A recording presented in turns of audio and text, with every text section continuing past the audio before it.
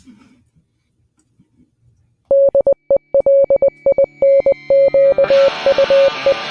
is the Conrad Alert. Civil defense information will be broadcast at 6:40. West of the Rockies, you're on the air. Hello. Y2K, how can we prepare? Stop a few of their machines and radios.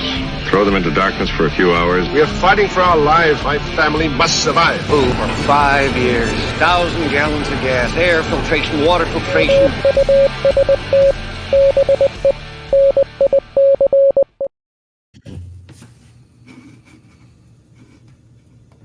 Coming at you from the frozen tundra that is East Central Alberta, Canada.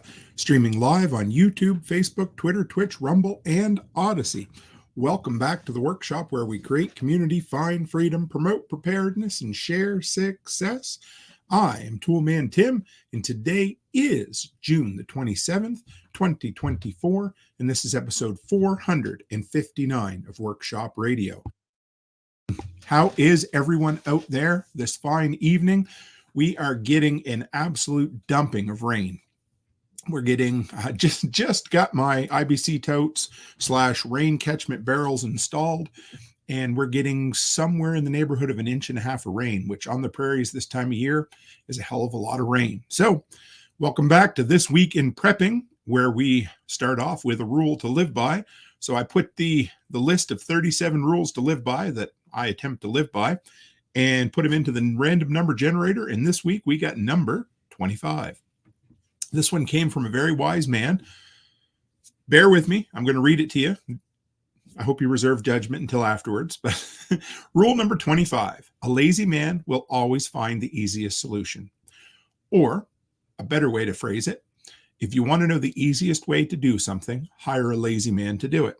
Now, where did that come from? Well, Alex, my old operator in the oil patch, what a great guy. He would go by Alex or by Sandy, and he always told me that. He said, I asked him one time, how do you know all the tricks? How do you know how to do all these things? And he goes, because I'm lazy. I go, what do you mean? Come on, no, seriously.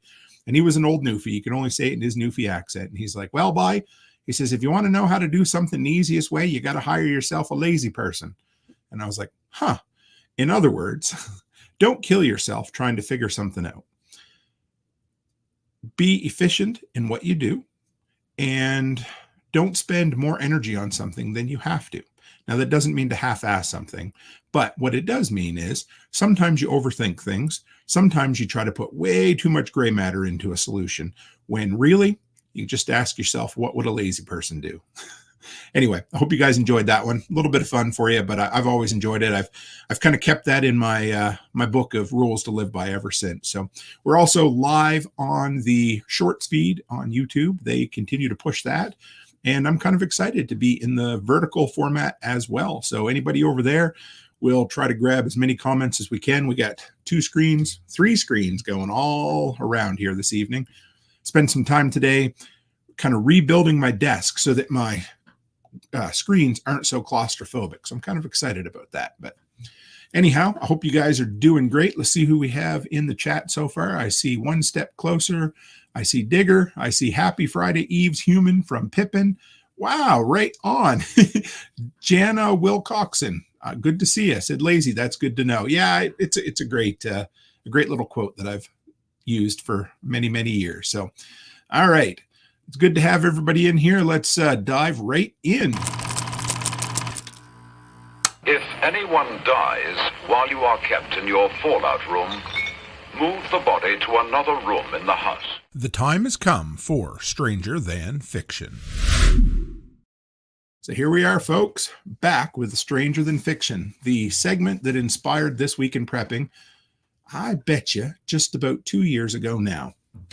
So what do we got to share with you? Well, we've got a few, so let's dive right in. This week, our first article comes from PBS. I know, put the shotguns away, but pbs.org.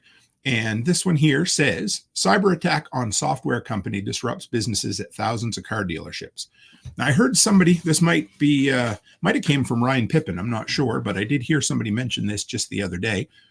If you guys haven't noticed, there has been a metric shit ton of cyber attacks, hackings, ransomware attacks, whatever you want to call them, over the last couple of years. It just seems to be becoming more and more of a big deal. And what does a person do about this? That's the big question. I don't know if I have a simple answer, because in our totally intertwined, kind of interconnected world, to even pull out and be able to try to work off grid is damn near impossible. Oh man. So Ryan Pippin here says, this hack hits me directly in my wallet and job. CDK Global has basically shut down my dealership. And this is going on and on. You've heard me. I just keep reporting on this stuff because it just seems to keep happening. But last summer, the largest bookstore in Canada basically shut down, went back to pen and paper for almost a month. Earlier this spring, one of the larger drugstores in Canada, definitely one of the largest ones on the West Coast, shut down for the better part of a week. Still don't know exactly what all happened, but it was what it was. And so here we go. Thousands of dealers across North America have been forced to revert to pen and paper after a software company they rely on was hit by several cyber attacks. I actually missed that word several when I was doing my show prep here. The outage has not only caused delays and inconveniences for customers, but it's also raised a major concern about whether sensitive data was compromised. That's always the big thing. I mean, so here we are. I was giving some thought to this exact situation earlier. And, I know companies back up their data. I know that they, hopefully have, multiple databases in offsite locations that can be reinstated. But the problem is, number one, is a lot of times when this happens, they don't know where the weakness, the Trojan horse, whatever it was that people use, they don't know where that is. And so they can reinstall all of the old data, the old database, but if they can't fix, if they don't lock the back door, the chickens, the horses, the goats, the donkeys, they're all going to get out. So where do you go from here? And again, they're going to pen and paper, which kind of sucks. Here it is. Thousands of car dealers across North America have been forced to revert to pen and paper after a software company they rely on was hit by several cyber attacks last week. The outage has not only caused delays and inconveniences for customers, but has also raised major questions about whether sensitive data was compromised. The company that was hit was called CDK Global, and they provide internal software systems for about 15,000 different car dealerships. Right there. Ryan Pippin put that up. In America and Canada for all their internal computer systems. We're writing everything down by paper and pen, by hand, but we can't get back into our end systems and see what the actual warranty costs are on any of these things or what they're going to cost. So here it is. We're going to talk about this. I don't know. Maybe tonight's theme is modernity. I heard somebody chatting about that the other day and how we wouldn't have evolved as a species without modernity and all of the good and the bad that comes along with modern times.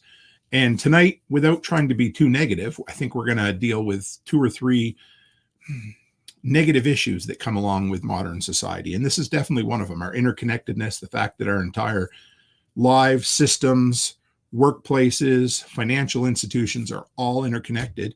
And it don't take much for, 3 or 4 15-year-old kids over in some Middle Eastern country to decide that they are ready to hack whatever it happens to be. I had another article that I didn't make the cut this week, but they were talking about the ability, or it was a hacker group jumping out and saying, hey, we've actually touched into the Federal Reserve. Now, they couldn't prove it yet, so whether it's true or not, but the fact that they're looking at getting into that would make me and probably everybody just a little bit nervous. So what can we do about this? Obviously you can't protect your local car dealership. And I would say, wait. If you were going to buy a vehicle, just wait. I don't think anything good could come out of buying a vehicle right now during the time that these systems are completely down. For personal reasons, something I've been thinking about lately and I really need to do is change some of my passwords. So definitely something looking at worth doing. Also creating electronic copies and paper copies of all of your documents, anything pertinent to yourself. Hey, we've got a minor select. No, I'm just kidding. Mr. Sonny Pazakis, good to see you in here this evening. If you guys haven't caught some of his stuff, do yourself a favor and check him out. He's following us over on Facebook right this evening. And I had the pleasure of shaking Sonny's hand and sitting down for an interview with him at the last Self-Reliance Festival. So it's great to see you, sir. So Pippin says, totally not an inside job and totally not asking for $80 million. And over on the vertical feed, Hardway Alaska, great to see you, said affected Alaska dealerships too. And folks, no offense, Hardway, but if it made it all the way up to Alaska, it can make it just about anywhere. I mean, you know, if they're willing to pick on a small little Western Canadian pharmacy, it is definitely, you know, and maybe they go toward things like that because they're like, you know what, this is low-hanging fruit. This is easy to get a hold of, and they might just be willing to pay for it. Now, a lot of the companies do the same thing, like Chapters and Indigo. That's the big bookstore up here in Canada. They said, you know, we don't negotiate with terrorists, and they didn't pay the money, and they had to rebuild everything from scratch. But, you know, I would say just keeping an eye on our own personal data, changing passwords when you can. If you hear about things like this, canceling personal credit cards or changing the numbers, whatever you can do. But there's only so much we can do to protect ourselves from a company's mishandlings of information. So there it is. That's the first one of this week. Kind of sucks. It just seems like there has been an absolute outbreak in these information for hire, you know, looking for some sort of ransom. Like, it's just a bad scenario, guys. So anyway, let's move on to this one. This is a sad. So first thing I want to ask you guys, if you've heard this story, so I'm going to read you. This is from WAPO, the Washington Post. Article reads, lost for 10 days in California forest. Man survived by drinking from his boot. I hope he wasn't just drinking the sweat from his boot. But anyway, so two things from you guys. Number one, kind of list the mistakes with me as we go along, because you'll get them pretty quick. But number two, what could he have done differently? It's a pretty short article, but there are some serious survival and prepping lessons in there, both that were negated and learned from this. So here we go. 10 days lost in the California forest. For days, Lucas McClish roamed the woods in Santa Cruz Mountains without food, without supplies. What helped him survive? Drinking lots of water out of his hiking boots. I mean, I'll do it, you know. But anyway, the 34-year-old resident of Boulder Creek had left home on the morning of June 11th, authorities said. Here comes the first one. For what he thought would be a short hike. I don't know. I'm sure most of you have heard the old saying that we shouldn't assume. Anybody know what happens when we assume? It makes an ass out of you and me. Take a minute, spell assume, and you'll figure that one out. But it's true. I mean, when we assume anything, we take anything for granted, that's when shit goes sideways, right? So here we are.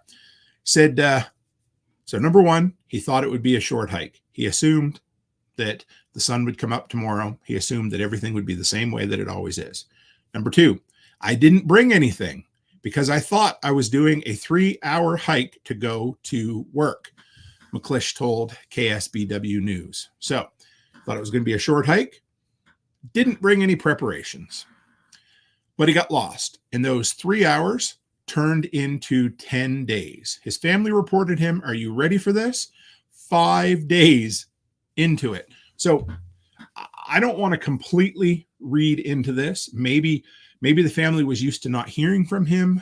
But what does that tell you? All right. Number one, he assumed it was going to be a short trip. Number two, he didn't take supplies. Number three, he probably didn't tell anybody he was going anywhere. And number four, there's some sort of red flag there that they didn't check in on him for 5 days. There you go. Now here's an interesting thing. Again, going to talk about technology. Authorities used drones to locate him in a thick forest Thursday after several witnesses reported hearing his pleas for help. Okay, so it sounds like I wanted to say he stayed in one place, but he did not, because we'll get to that in just a moment. But he was signaling for help the only way he had, because he didn't have a mirror, he didn't have a whistle. The only thing he had was his voice, which must have been getting rather parched and dry, but from all the hollering. Sonny, over in the comments here, Sonny says, I'm amazed at how many tough guys don't even own a basic compass, have zero land navigation skills. It's kind of similar to the dudes who are like, I don't need a Bic lighter. That's for fake survivalists, or that's for whomever. I mean, dude, that's the same folks that say, I don't need roadside assistance, or I don't need life insurance because real preppers don't have that kind of shit. Nah, nope, wrong. Chris Watkins, good to see you in here. All right, so they used drones to locate him after people heard him hollering. I'm surprised they didn't stick around. I mean, now, again, the voice could have carried many, many distances. He does talk about how, well, actually, let me get on to the next part. So what do they always tell you when you get lost? As a kid, the first thing you do, stay in one place. One time when I was stupid in college, we decided we were going to go to Quiddy Falls. And this was in New Brunswick, and the woods are thick there. There was a group of about 6 of us, and we went completely unprepared. We just headed into the woods where we thought the trail was. We get in far enough where the woods closes in on us, realize we don't know what direction we're going, and we realize we're in the totally wrong place. Now, the advantage we had was we had about 6 people with us. And before anybody else could say anything, I said, listen, here's the deal. And the only reason, it's not like I had a lot of experience with this, but my dad had told me stories about all the close calls he had as when he was hunting as a young guy. So I said, listen, the group of us stay right here, and one person walk in one direction as long as they're still in shouting range. And we ended up having to send somebody in 3 different directions before we found our way back to the road. And we were not, this is going to sound awful, guys, we weren't more than 200 or 300 yards off the road. So that worked. That stay in one place. I mean, it was kind of a modified version of that, but either way, man. So here it is. So I kind of just hiked each day. I'd go up a canyon, down a canyon to the next waterfall, and sit down by the waterfall and drink water out of my boot. McClish said he also foraged for wild berries, but toward the tail end, he said he really felt the need for some kind of sustenance. Yep, there it is. So, and of course, the thing he wanted the most was a burrito and a taco bowl. But when it comes down to it, those are the lessons. I mean, it's the same as in the wintertime, really any time here on the prairies, but especially in the dead cold of winter. You don't hop in the vehicle without having, winter clothes to survive the elements. And if you do, you're crazy. I try to tell my kids all the time, we'll be going to volleyball and Charlotte will be like, it's okay, I can just wear leggings, or it's okay, I can just wear shorts. And I'm like, we're an hour's drive, sweetie. What happens if we end up in a ditch? Or, I hope that shit never happens. And, you don't want to be the negative nanny or Nancy or anything like that, but just be prepared just a little bit. Even just the small, like 2 things, check in with your family before you left, tell them when you're supposed to be there. And if he was hiking to work, why the hell didn't his work look for him after 5 days? So, check in with somebody and just have even a small little survival kit, even like a whistle or a compass. It kind of amazes me that he was comfortable enough to do what he thought was a 3-hour hike on his way to work, but uneducated enough to take any kind of survival products with him. Yeah, there it is. So anyway, good to see Chris Watkins in here this evening. Great to see you. Over on the vertical feed, we got Gunfighter Concealment says, hit the thumbs up. It's the free thing to do, folks. Appreciate it very much. All right, what do we have next? I think we need a sip of apple pie moonshine before we do anything else. There we are. Ooh, nice and tasty, kind of cinnamony. Next comes from Zero Hedge, and the title is Visualizing the Death of Cash Transactions Around the World. So I have quite a few sources that I will go to each week to find some of the most, precedent articles to share with you guys. This was written by Tyler Durden. If you guys know who he is, we don't talk about what he's involved in, but anyhow. So this was just something I kind of wanted to look up. There's not a lot of information here. We can infer a few things. But at one time, when I used to travel regularly from Canada to the U.S., I noticed that cash was used significantly more in the U.S. than in Canada. And now I've noticed, especially over the last 18 months, year to 18 months, it's just not used nearly as much in the States anymore either. So check this out. Here is a visualization. It's hard to see per se, but I'm just going to read you what it says here. It says where cash is king for now. The prominence of cash used in transactions is dropping in every country measured. Yeah, no shit. We know that. This includes country where cash was preferential method of payment in point of sale transactions. One clear example is Nigeria. In 2019, over 90% of transaction value was still in cash. That number has now fallen to 55%. In 5 years, it has dropped by almost 50%. It's cut in half the amount of people using cash in a, less than first world country like Nigeria. Cash is still the leading payment method in Nigeria and a handful of other nations, but current trends indicate this may not be the case for much longer. For now, cash also remains the leading method of payment in various South American and East Asian countries. And yes, so, I mean, you'll notice, again, that the more developed, the more first world the nation is, the less cash that's used. So, and again, there's a theme in a lot of these stories. We're going to talk about gold bar vending machines later on and some thoughts as to what people are going to do. Because here's my, I guess, where did this idea come from? Well, I've been relying more and more on my phone lately. I've installed a couple of cards on my Apple Wallet. It makes it really convenient when we went to the hockey games. It makes it convenient when I travel. It works 100% in Canada. I have yet to have a problem with it. And it worked 80% of the time in the U.S., which is pretty incredible for a Canadian bank card on a Canadian phone. So it is what it is. But we know that at some point, cash is going to be almost non-existent. So I guess the first thing would be keep some, have some on hand, because at some point, they probably won't be printing anymore. But at what point does cash, I mean, okay, here's a question for you guys. Does cash ever become an unusable currency? Does it ever become something you just can't use anymore? And then what happens, right? So check this out right here. We'll scroll down. There's the list. Nigeria at 55% cash transactions, down to Norway 4%, Sweden 5%, New Zealand 6%, and Canada 6%. In some places, cash payments are already a rarity. This includes Canada, New Zealand, Australia, and most Nordic countries. The report predicts that France, Singapore, South Korea, the UK, and this one caught me off guard, and the United States will fall below 10% transaction value by 2027.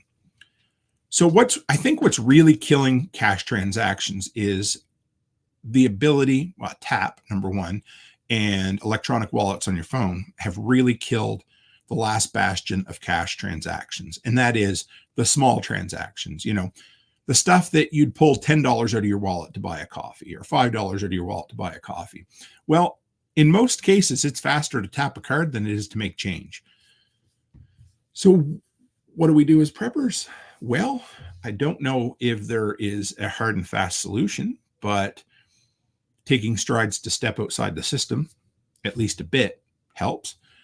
Having alternative forms of currency helps, i.e. precious metals, i.e. I don't know, Bitcoin, anything like that. I mean, I love the Lightning Network. I think it's great. I know that Wallet of Satoshi was shut down, or at least it was shut down for a bit in the US, but either way, we got to have alternative methods, right? So barter, great. Having skills that you could trade, great. I mean, I hope that we don't come to the point where we can't use cash ever. But boy, I want to tell you, I think we're doing a damn fine job of kind of eliminating cash as a people in general. So anyway, kind of interesting little graphic, just kind of a neat little chart right here. So here we go. We got Sandy says some places don't accept cash anymore. I have seen that. What I've also noticed is that a lot of places, and that was my other thought I wanted to share on this, guys, is COVID accelerated this beyond belief. It's going to be interesting. We can sit here and look back on COVID now, but in 10 to 20 years, the sociological textbooks that are written on that, kind of 2 to 3 year window of COVID, however you want to look at it, that just totally uprooted so many societal norms. I mean, the fact that, cash transactions almost disappeared overnight, the fact that work from home became a thing, the fact that, remote or electronic doctor's appointments, electronic signatures, so many things just went from hard copy to electronic and just never went back. So yeah, I get it. And Pippin says, I have no plans to link a credit card to my phone. I get it. I totally understand. And I will not judge you for not doing it at all.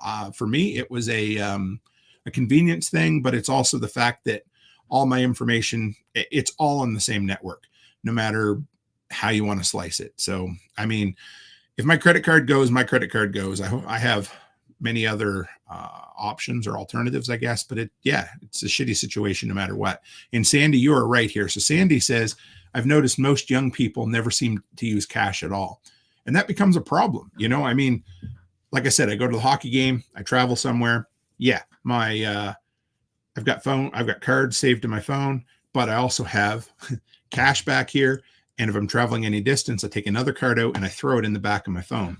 And then, of course, I also have cash and cards stashed elsewhere as well. But so you gotta come up with multiple solutions as you go along. And let's see, got somebody else in here this evening. Cormac Harkin, great to see you in here. All right, what do we got next? This one from the land of Big Brother, literally and figuratively, comes from evo.co.uk. Anybody catch this story this week? This one really grinded my gears a little bit. It reminded me of a mix between iRobot and Demolition Man. Here we go. Mandatory speed limiters to be fitted on all new UK cars in 2024. Yep, that's right, in 2024. And apparently they gave folks, was it a week or a month's notice? That was it. So the use of mandatory speed limiters on all new cars was approved by the European Parliament in 2019, and it's set to come in force later this year. However, the UK decided they were going to enforce it as well with very little notice. Dubbed the Intelligent Speed Assistance, definitely not designed to take away from the fact that you're going to have something in your vehicle that controls how fast you can go. The limiters will use GPS data and or traffic sign recognition cameras to determine the speed limit of the road on the vehicle that it's traveling on. Engine power will then be limited to match this, preventing the car from exceeding the speed limit. Or just going to throw it out there. How about we've decided that everybody needs to go 10 kilometers an hour below the speed limit just to look after the environment. That could happen, couldn't it? There you are. All right. Engine power will then be limited to match this, preventing the car from exceeding the speed limit. It will also be possible to override the system for the current journey by pushing hard on the throttle. However, the system will re-engage every time the car is started. All right, here we go. If the driver continues to drive above the speed limit for several seconds, the system should sound a warning for a few seconds and display a visual warning until the vehicle is operating at or below the speed limit again. Holy shit. I don't even know what to say there, guys. So if that does not sound like iRobot or Demolition Man when they get into the vehicle and they're like, hey, I'm going to drive this vehicle. No, you're probably not. This is crazy. Yep, it is. A feature already seen on all new Volvos and models such as Ford Focus. The limiters are also set to, this is the best part. I just got to share it. The limiters are also set to come alongside data loggers, autonomous would be funny. So speed limiters, data loggers, autonomous emergency braking systems, lane keep assist, driver fatigue detection systems, and other safety measures. So if you didn't like your vehicle snitching on you as it is, all these other features are going to make life so much better. Now, this is only in the UK for now, but, it is kind of the same with California. They pass a law and then eventually it works its way across the rest of the continent. Now, here's the best part of this article, trying to frame it in a positive note. It's not all quite as bad as you might think, though. Really? Okay. Because initially it will come with a full on-off switch. This is only to aid public acceptance at introduction. However, and it's likely that it intends to push for even stricter rules in the future, meaning a permanent system may come into force. So don't worry about it. You can turn it off for now. Just like the TVs and Big Brother. Oh my God. Anyway, this one really got me. Of all the stories this week, this is the one that really jumped up and bit me hard. I don't know. I hate that kind of stuff. But yeah. So there's definitely, if you needed another reason to have an old model bug out vehicle, this could be it, hey? All right, final interesting piece of news. Maybe this is a piece of news, but this was pretty cool. If you guys haven't seen this yet, and no, I'm not looking for more land in Tennessee, but this came up in my Facebook feed. This is findahomeinTennessee.com. 8871 Griffin Road. For the minuscule price of $1.35 million, you can have a 1952 bunker. Yep, that's what I said. Ultimate hideaway. Tennessee and U.S.A. built bomb shelter with 2-foot thick concrete walls. Majority of building is underground. Above ground portion is what is reflected on tax record. Underground portion is larger than above ground. Great site for tourist attraction, secure storage, wine warehousing, recording studio. Let your imagination take control. Owner financing possible to qualified purchaser. Oh boy. Anyway, I wanted to show you guys a few of the pictures though.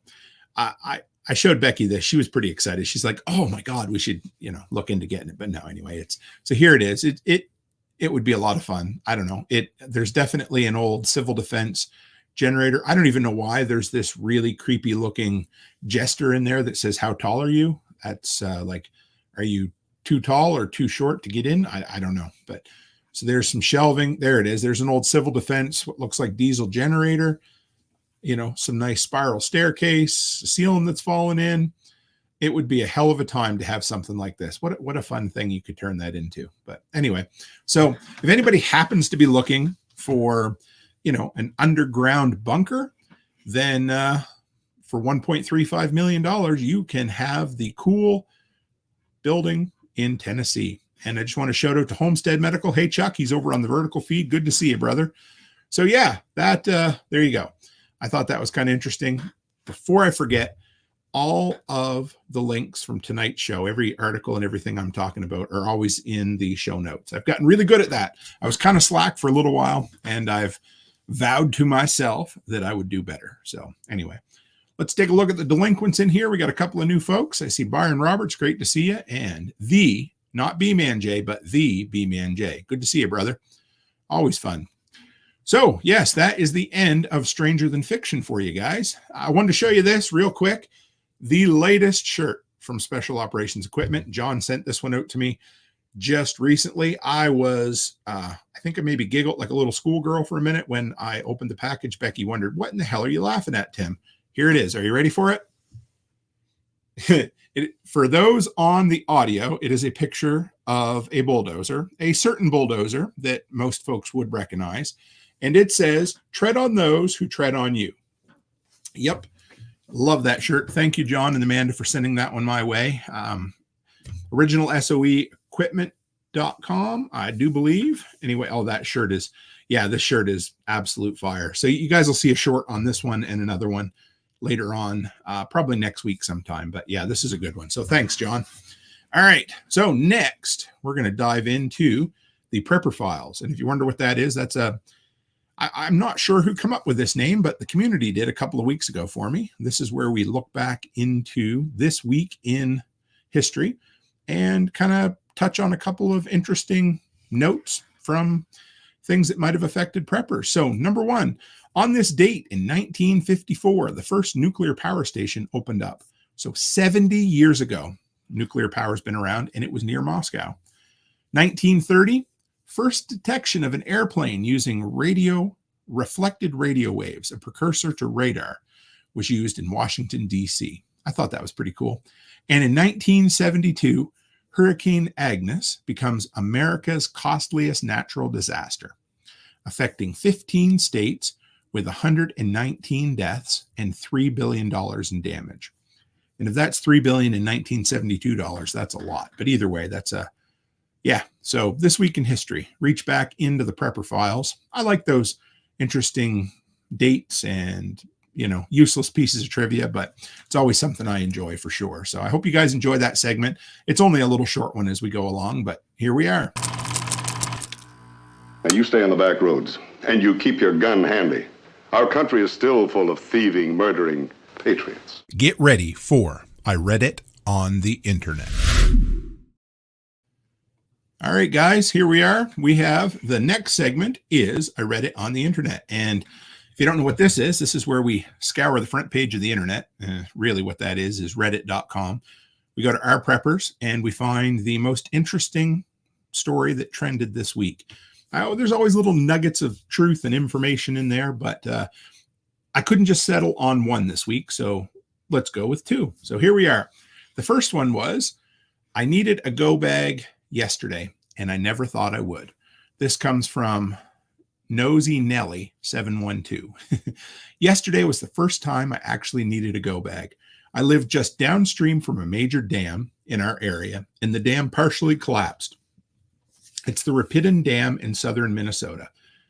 I'm pretty prepped in a lot of ways, but never thought of the possibility of the dam collapsing. I'm still amazed that I got clothes for me and my husband, as well as our meds, special pictures, important documents, technology, and other basics together in my car in about 30 minutes. I've never been so scared that we might have to evacuate. We're still in our home, thank God, but now I'm fearful to not be ready. This is really just to say that I never thought I'd need to bug out, but that nearly happened yesterday and could still potentially happen to me now. Stay alert and ready for everything. These are wild times.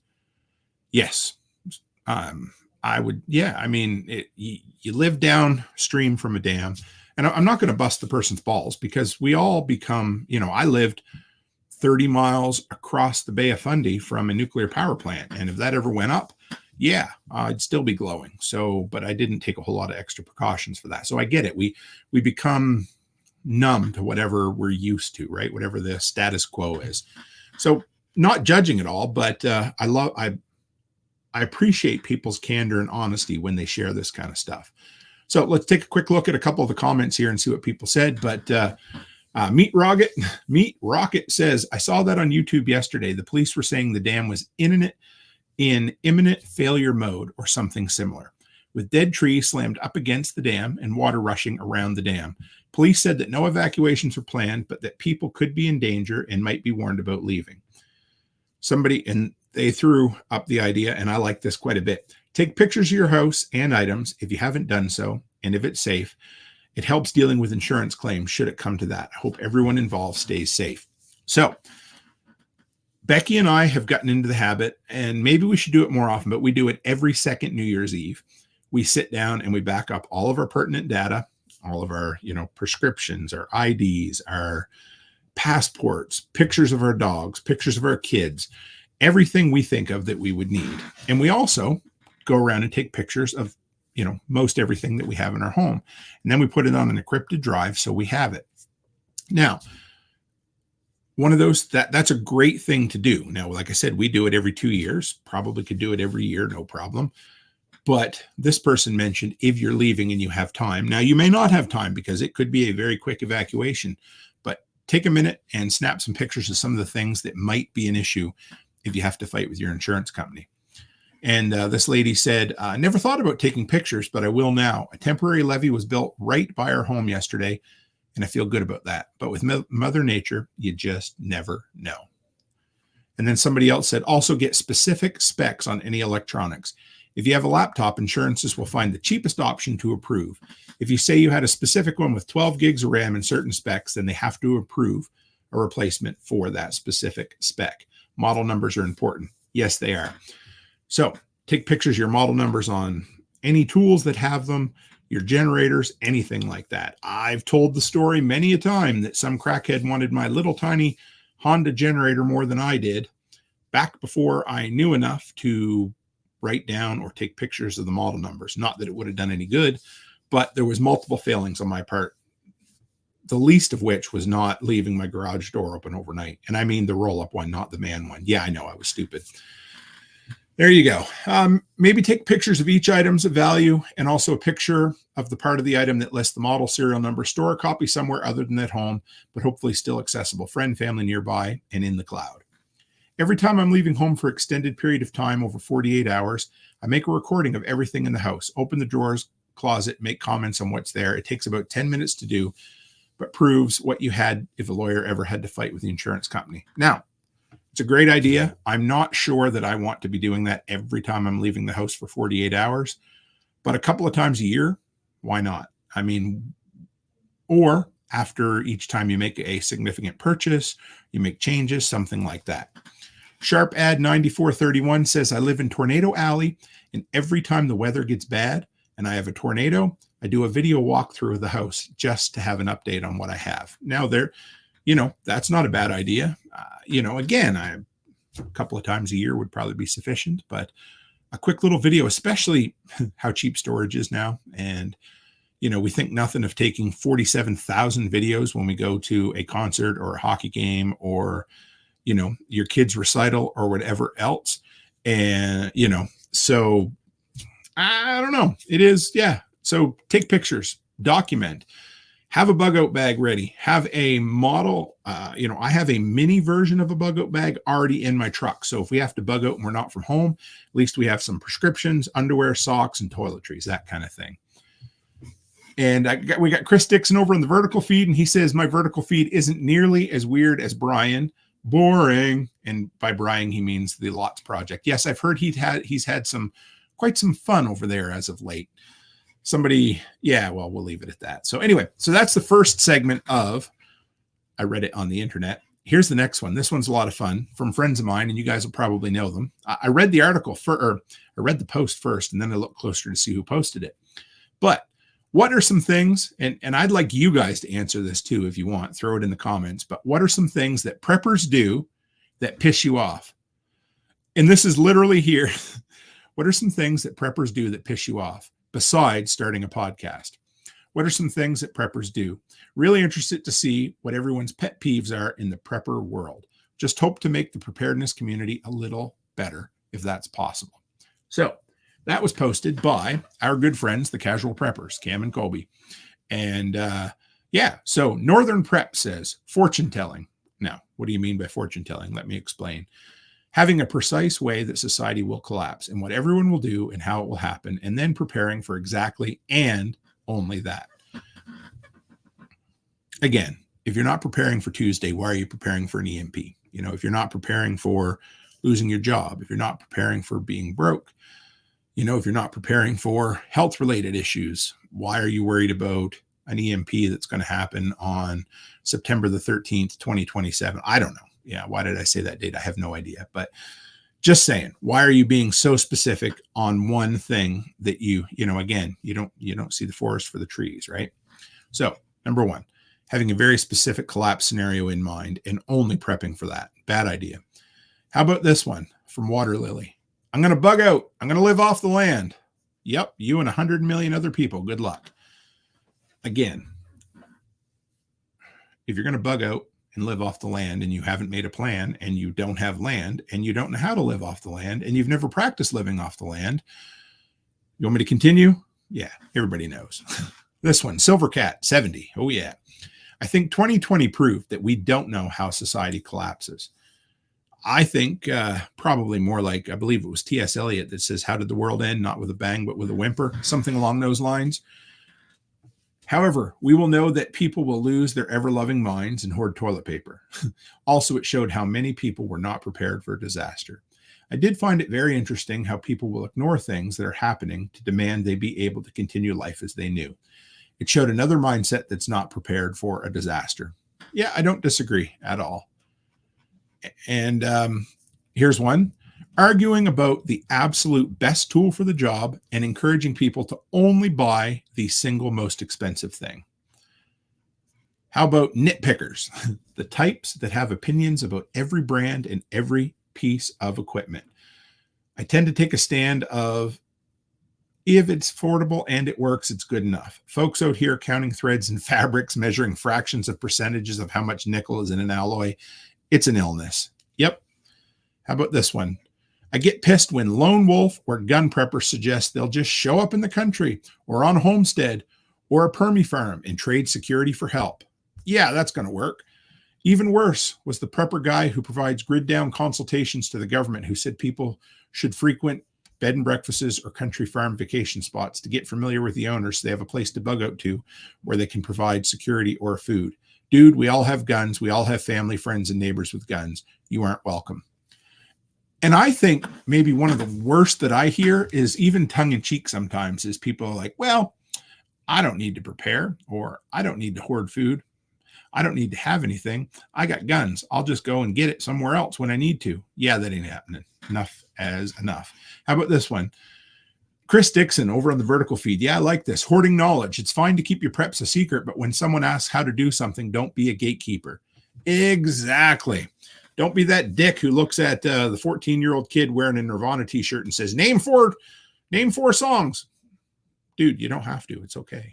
They can just like the logo, or they can like the band and not know the name of songs, or, it's okay. Just because you know how to make a beehive from scratch, somebody else might not. And remember, you had to learn at some point as well. So again, yeah, don't gatekeep. That is one of the worst. And you are right, Mr. Dixon. Thank you for sharing that, because I hadn't thought of that one while prepping. I was an unprepared prepper. There you go. How about that? All right, what do we got next for you, folks? Oh, I got a good one now. So let's dive into... Nothing like eating under an open sky, even if it is radioactive. Dropping the dime on precious metals. All right, so tonight we're going to talk a little bit about precious metals. I just couldn't have come up with a better name myself. Byron Roberts named this segment, Dropping the Dime. And it's a good one. We got a couple of little things. So the first one we're just going to touch on. It's just an interesting little tidbit that I thought was kind of cool. But before we do that, we're going to shout out to Mike's Homestead over on the vertical feed. Thanks for joining us, sir. Always appreciate it. All right. So this one here, South Korea has gold bar vending machines and they're selling out. First it was Costco.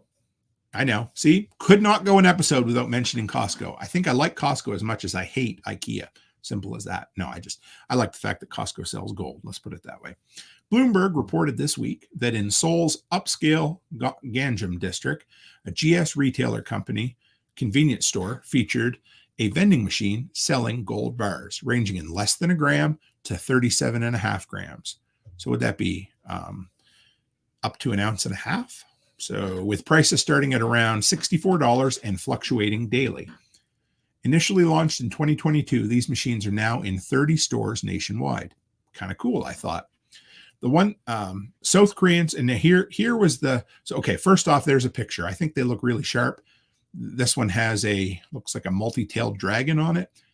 Looks bigger than I thought. This is probably the biggest ones, but so here's the thoughts. It says South Koreans are joining the global investing trend, with many investing in fractional shares and physical gold amid, here it is, widespread interest in various asset types from meme stocks to cryptocurrencies, the report noted. Now here's the throwaway line. The one thing we see in common with the United States, i.e. the one thing we see in common from South Korea to the United States, is that people want, or maybe I should insert my own word there, people desire to exit the fiat currency system. Now, why do you think that is? Are people nervous? I think they are. I think people are trying to back up what they, I think they're trying to fix a fear that they have. And that's okay, as long as you don't go overboard. And we're going to talk about that in the next segment, as far as going overboard and people taking advantage of a vulnerable section of society. But all right, in South Korea, the convenience store CU, a competitor to GS, quickly sold out of its ultralight gold cards, with the 1 gram option disappearing in just 2 days due to high demand from people in their 30s. Interesting, hey? Yeah, so there you go. I thought that was kind of cool. Gold vending machines, I couldn't. Here's my problem, guys. I don't think I could go buy one of those without buying one. I think I would be like, 13-year-old Tim, who could not go past Phil's New to You Music and Books without stopping in and buying a pack of hockey cards. I just couldn't do it. Simple as that. It's so funny. But yeah, anyway, there you go. So now the next one, this one is a little more sad. And now this article comes from the Washington Post. I know 2 articles from WAPO tonight. I apologize, but this is something that we need to talk about. And it may be something that other folks aren't aware of. It's something that I wasn't completely aware of before, but I also have a YouTube video to back up this article. So I'm just going to give you the gist of it because it's too long to go into for the entire story. But here it is. How the right-wing news powers the gold IRA industry. Ads for gold coins have become a mainstay on Fox News, Newsmax, and other conservative outlets, even as regulators have accused some companies of defrauding elderly clients. Okay, so first off, if you ever listen to Fox News or Newsmax, especially the radio version, you are going to hear commercials for companies pushing the gold IRAs. Now, number one, what are some pieces of advice that folks say about gold? You know, don't go all in. 5 to 10%, simple as that. If you're going to buy it from a reputable dealer. Would you buy, I mean, I'm going to tell you something. If I go to a website looking for pricing on something and the website says phone for pricing, do you want to know? That is the quickest way to get me to not do business with your company. I'm sorry, it's just simple as that. It's almost like if you want me to not answer your post on Facebook, end it with "and go," because I can promise you the only thing that I'm going to be going to is the next post. So here's the deal. Okay, if you're going to buy gold, do not put your entire retirement savings in gold and silver. Just, that's dumb. It's just stupid. Diversify, number one. Number two, if you're going to buy gold, buy it from a reputable dealer. This one should go without saying, but if you're going to buy gold, buy it from somebody who actually tells you the price. Okay. And you might be saying, well, of course, why wouldn't I do that? Well, here's the thing, guys. And I'll give you the gist of this. This video, if you get a minute to watch it, it's 18 minutes long. I watched it earlier today while I was having lunch. And it basically talks about Augusta Precious Metals, American Hartford Gold, Birch Gold Group, and a bunch more.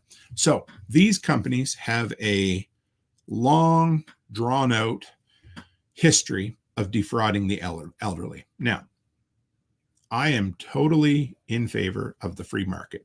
You guys know that. So I am definitely not coming on here to say what we need is more government intervention. No, what we need is people looking out for the older people, your family looking out for them. But story after story of an elderly person who bought gold, who saw these ads and decided, hey, I think I need to take my RRSP and turn it into gold because fear, right? We all know it. Fear sells, sex sells, the whole works. But these folks are listening to Fox News, Newsmax, whatever it happens to be, day in, day out, and they see these articles and they hear, the economy is going to collapse. Go to gold.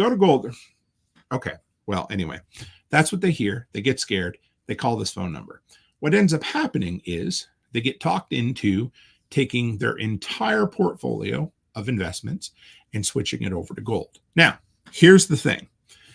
If they switched it just to gold at fair market value, I would say still not advisable, but I'm not going to twist your arm and tell you not to do it. Okay. But what ends up happening is these companies are selling gold at almost 100% markup, while being told, if at any point you want to sell your gold back, we'll buy it back instantly from you. What they're not told is we will buy it back at fair market value. So 100% markup on gold and silver sold to old people who may or may not know what exactly they're doing. Sometimes up to 30% fees are involved in this thing as well. One thing after another. And you get guys, this one guy invested $120,000 and lost over $40,000 almost overnight. So this is a scam to look out for. If you have elderly parents who are like, I want to buy gold, well, number one, help them with it. Say, hey, let's go on silvergoldbull.com if you're in Canada, or some of the more reputable ones like jmbullion.com. Really, any company that you can go online and you can see their prices and they've been in business for a while, and you can look at the melt price or the spot price for gold today, and you can say, oh, okay, yeah, that's not bad, 5 to 10%, because every company needs to keep the lights on. Every company needs to make a profit. But what you don't need to do, what I need to be able to do, is sleep at night, look at myself in the mirror and say, you know what I didn't do today? I didn't steal half of an old person's retirement fund simply to make myself rich. So just watch out for the elders in your family. And remember this, that, they talk a quick game. They play fast and loose. They delete the recordings. So they keep the part of the phone call where the senior says yes to the deal, and they delete the rest of it where they made empty promises and confusing statements. So keep an eye out for that, guys. If you're interested, like I said, there's an article there from WAPO. It's a bit of a hit piece on conservative news, so you don't need to read the whole thing. But, truth is truth no matter where you find it. And if this is even a quarter as bad as they've been saying, we got to watch out for the elders. And if you want to see about a 20-minute breakdown, this guy interviews a whistleblower from one of the former companies and goes into deep detail of what some of these companies have done in the past and how they've played the shell game, where the first company has gotten, taken to court by the FBI or whomever happened to go after them, Federal Security Exchange Commission, and they get shut down. So the guys just move to another company, start a new company, on and on they go. So something to look out for. So there we are. Next, this is just a quick little article. This is just kind of the food for thought that didn't fit in anywhere else. And so this is the little segment that we're going to call Toolman Tech. Somebody come up with that name a couple of weeks ago. It was a good one as well. This is really quick. This is because you guys know that workshop radio is modeled after, or has become an inspiration by, AM talk radio. I grew up listening to it and listened to it probably till I moved out here. And, I enjoy the old timey kind of talk about interesting current events. And I've tried to bring it a bit to the prepper sphere. So anyway, I'm always sad. This article come up in my feed after I saw another posting yet yesterday for 2 more AM radios being shut down in Canada. Now, I am never going to say the government needs to step in and keep them open, keep them afloat, because no, that shouldn't happen. I'm just sad for the nostalgia of it. I'm sad that we're losing AM radio, but at the same time, I don't listen to AM radio anymore, so I can't expect a company to keep something open and trying to keep bailing out a boat that they can't keep afloat, right? So anyway, France will cease all FM radio broadcasting by 2033. And that also includes AM. They don't go into that in this, but I saw it in another article. This portends a problem for North America. There's a technological movement afoot in other parts of the world that could leave North America behind when it comes to radio broadcasting. Commercial AM radio has been with us since the 20s and FM since the 60s, and that's where we are today. Other than the addition of satellite radio in the aughts, not much has changed over the decades. Yes, we have some HD radio signals available, but they haven't exactly caught on. So this article, without going too far into detail, I mean, I like AM radio. I don't think COVID accelerated the death of AM radio, but the death of AM radio has been vastly accelerated recently. There's been a lot of cutbacks and there's a lot of hurting in Canada in the media end of things. So you're seeing company after company dropping AM stations. Some are redundant, some aren't, but they're just not making money anymore. And you don't have to listen to it for very long to realize why that's the case. You've got electric vehicles that aren't putting AM radios in there. It sounds like FM is going to be going the way of the dinosaur before too long. I mean, most of us stream off of our phones at this point anyway. I prefer satellite radio, but I'm starting to get more and more into streaming with my phone as well, especially with the advent of unlimited data in Canada over the last year or two. That's been helpful. So they're going. So it's going to be one of those things that we have to rethink our communications plans, rethink a bit of our information gathering plans. It's also going to be interesting to see what happens when those bandwidths get opened up. And it's also going to make some room for maybe some pirate radio stations in the meantime, or maybe some emergency management groups in small towns could take over some of those because even if you turn off the AM radios, the signal, there's going to be millions upon millions of receivers out there that could still be used. So it's still going to be a viable way of transmitting information and disseminating data, but at least for a generation or two, right? Eventually, AM and FM radios and that sort of thing are going to be the same as, black and white film, or when you go to a yard sale and you see a camera, it's like, oh yeah, what's that? Isn't that nostalgic, right? I mean, we're kind of to that point now, but much longer, and I guess we'll see, won't we? So yeah. All right, what do we got next for you? No name for this, but I thought it was funny. I want to share it. I'm going to bring it up full screen and I'll read it for those who are in the audio only. So here it is. This is a cartoon from the AI collaborative novel called The Robot Apocalypse. It's pretty good, actually. So here it is. Now on Book Chat, we are delighted to welcome the co-authors of the runaway bestseller, Robot Apocalypse 2030. And it looks like they're on a podcast or a radio station or something like that. Litbot 500. How did it feel to collaborate with a Nobel Prize winner? Well, Litbot happens to say, I've admired John's writing since my inception, so it was a dream come true to write nonfiction together. Now remember, the book is called The Robot Apocalypse, and he said to write nonfiction together. The host says, you mean fiction, right? Oh, yeah, silly me, as the robot's eyes get turned from green to red. This book is fictional, entirely fictional. So I don't know. I thought that was fun. The link, if you want that meme or that cartoon, it'll be shared in the links tonight as well. But, a little bit of fun at the expense of artificial intelligence becoming sentient, right? All right, what do we got next? Community nail bag, I believe. Give me a second here and we will go into that. All right, here we are. So the community nail bag. And what is that? Well, let me share with you. It's the apocalypse, end of days, the judgment day, the end of the world, my friend. Let's dig into the community mailbag. So this is where we take a look at some of the feedback I got this week from the community. And there's some good stuff in here. First off, this one comes from Tom1898 on one of my shorts that I took out of last week's This Week in Prepping. And it was about staying cool when the power's out. And this person said, just in case you didn't realize, there was life without air conditioning. And maybe I shouldn't read that in a sarcastic tone. Maybe they were being legitimate, but it reads very sarcastic to me. So here's the deal. Sorry. Yeah. A little Michelle Tanner from Full House, but I get it. I understand.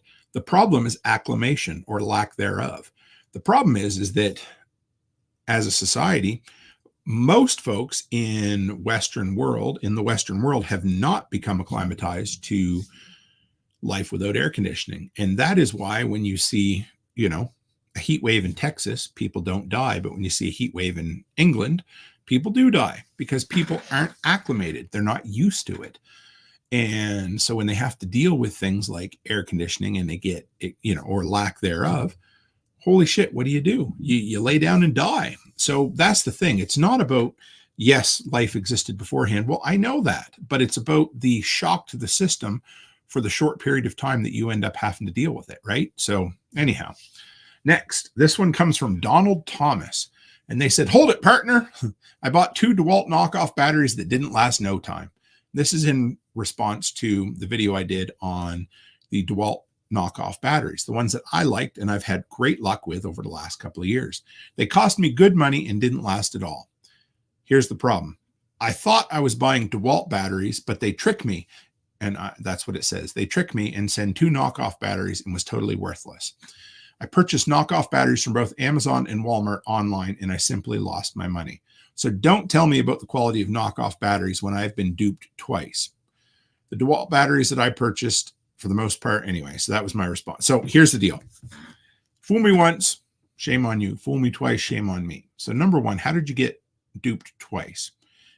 Unless it was a literal fake ad that said, here is genuine DeWalt batteries.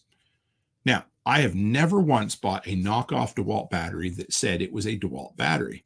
I have bought Whately batteries that are DeWalt knockoffs that worked great. The problem is when you go to buy something that says it's something that it isn't, you're in for a rough time. And I think that's what happened to this guy. He probably got suckered into some, Amazon and Walmart, and you bought it both times. Like, that sucks, dude. I feel bad for you. I'm into my third year with these knockoff batteries, and I've had pretty good luck. Now, I know Chris Dixon ended up having one that died on him. So they're not made to the standards of a DeWalt battery, but for low impact use, I've used mine mostly in the handheld blower and stuff like that. It's held up great over a couple of years. So that's all I can say is do your due diligence. Don't buy something that is labeled DeWalt that you think you might be, if the deal's too good to be true, it is. Let's leave it at that. This one came from a funny, I know the shorts feed is boring over there this evening, but I do get some really good comments on my shorts feed. And here it is. Jay Kuntz 4244 said, "You look like you're on at least 4 watch lists." And I responded with, "That's the nicest compliment I've been given all week. So thank you. And I guess I'm doing my job right. And also, maybe you undervalued me. Maybe I'm on more than 4 watch lists. I don't know, but I thought that was pretty humorous. They said I looked like I was on 4 watch lists. So does your mom. So there we go. All right. Ronan Kraut 6873 says, and I wasn't sure how to read this comment at first, but I'm going to take it in a positive light. And it says, "No wonder society is falling apart because you folks are leaving it." Now, they might be like, "Oh, preppers and homesteaders are pulling out of society." Okay, well, that might be the case. And, they might be mad at us. I don't know. That it reads to me like they're mad that folks that want out of society are leaving society. But here's the way I'm going to look at it. Obviously, we're valued folks who are pulling themselves out of society, and we're looked on as valuable folks. So yeah, no wonder society's falling apart. Anybody read Ayn Rand at all? Because if you have, I know that's fiction, but boy, sometimes fiction mirrors reality now, doesn't it? So, all right, I got a couple of surveys here. We're going to come back to those in a minute, but I did skip one segment this week for you, and that is This Week in the Workshop. And if you guys wonder why I do This Week in the Workshop, well, I've shared it enough now, but it's really for 2 reasons. Number one, so that you guys know that I'm doing shit and that I'm not just pretending. Because I watched another video today about, there's been a few of these over the years, but it's somebody who looks at the fake homesteaders on YouTube and says, they're just in it for the money. And so anyway, there's lots of good ones out there. You guys can pick the ones that you think are definite bullshit, but here we are. And as Mike's Homestead over on the shorts feed said, screw the looters. Yep, I agree. So This Week in the Workshop, weekly recap. Picked up 2 food grade triple rinsed IBC totes in Edmonton when I went down. I went down last week with my son-in-law. We actually were privileged enough to go see Game 6 of the Stanley Cup Finals. Might be the only time in my life, who knows, that I can watch it this close to home, but it was a hell of a time. But either way, we picked up 2 IBC totes, brought them back home, got them all hooked up yesterday, just in time for this big rain. I'm going to go out tonight as soon as I finish and see how much water has accumulated. If my math is correct and we get the 1.5 inches they're calling for, each side of my roof should give me somewhere in the neighborhood of 400 to 500 gallons, which should fill my IBC totes completely. I'll let you know, keep you in the loop. Last weekend, I spent the entire weekend in Lloydminster. It was kind of a nice working vacation with my beautiful wife and my daughter, Olivia, and her husband. We were up there, and Curtis, that's my son-in-law, we tore out 5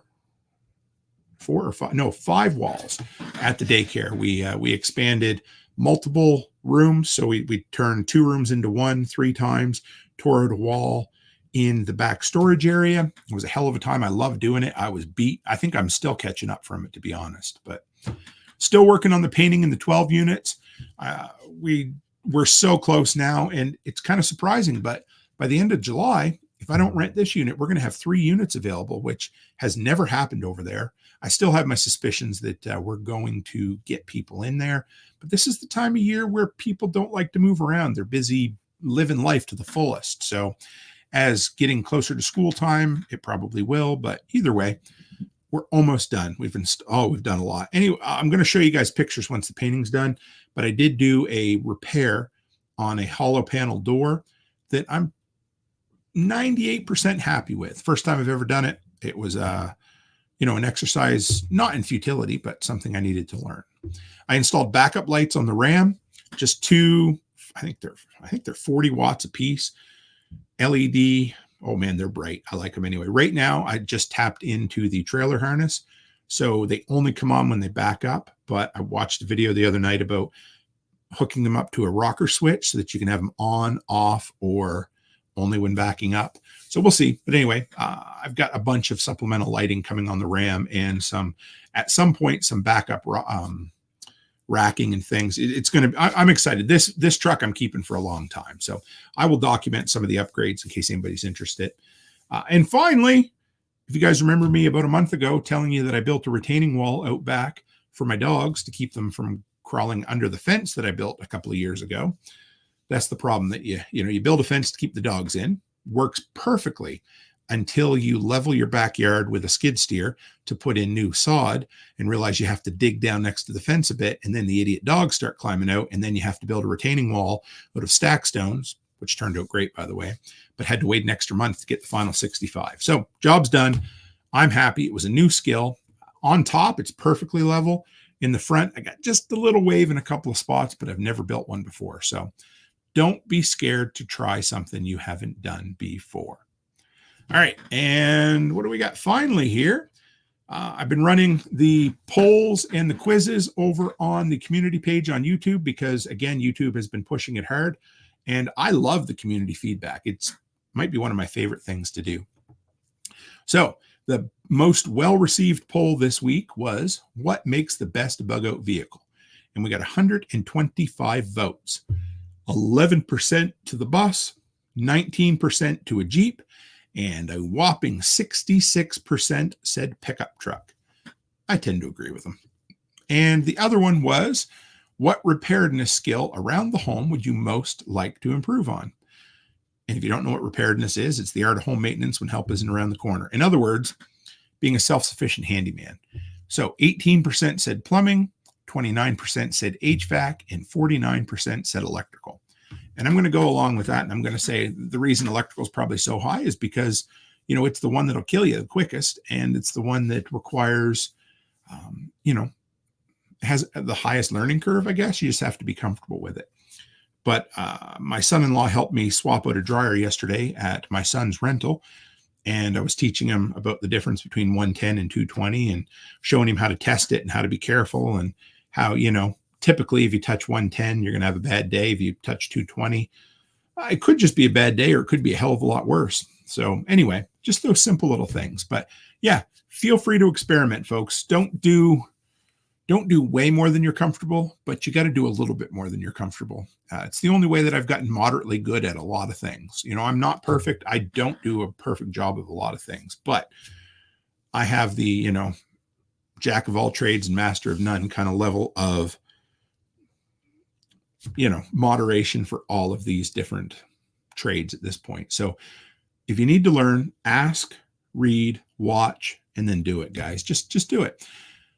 Again, don't take on more than you can handle, but take on a little more than you can handle, because you can do it. And if you don't have anybody out there encouraging you to say you can do it, you can. Because I met a dude at prepper camp a couple of years ago, really hit it off with him. And last year he told me a story about him needing to fix his water heater. And he just kind of wanted to beat it, kind of throw it off me and say, hey, Tim, do you think this will work? And I said, I'm not really sure, to be honest, but it sounds like you've given enough thought to it to make it work. And I got a message from him about a month after prepper camp. Hey, got my water heater working. So that made me really happy. So, and if I can help you guys in any way, shape, or form, let me know, because I'm no expert. I might play one on TV. No, not really, but I'm no expert, but I've screwed up enough to hopefully be able to share some information with you. So Anyway, guys, I appreciate you. Tonight's episode just a slight bit shorter, but I love bringing This Week in Prepping to you. So if you have a few things, if you have any suggestions for segments, let me know. If you're interested in providing a segment, let me know, because right now we only have one submitted segment per month, and I'd love to have a couple more for sure. If you got any interesting articles, great. More than that, if you have any comments, great as well. Also, thank you for the boostergrams over on Fountain, because I got one earlier today or yesterday, and it meant a lot to me. It came from the Bitcoin Viking, and he said he was going to have a drink for Maui because last week's episode was memorialized the three-legged cat that we had that passed away, Maui. So thanks for that, guys. But I just appreciate any and all feedback. You can always email me at therealtimcook@gmail.com. And with that, we will see you Sunday evening. I believe this Sunday is going to be a laid-back episode with myself and Mrs. Toolman herself. So it'll be a good one. And as always, stay happy, stay healthy, and have a great week.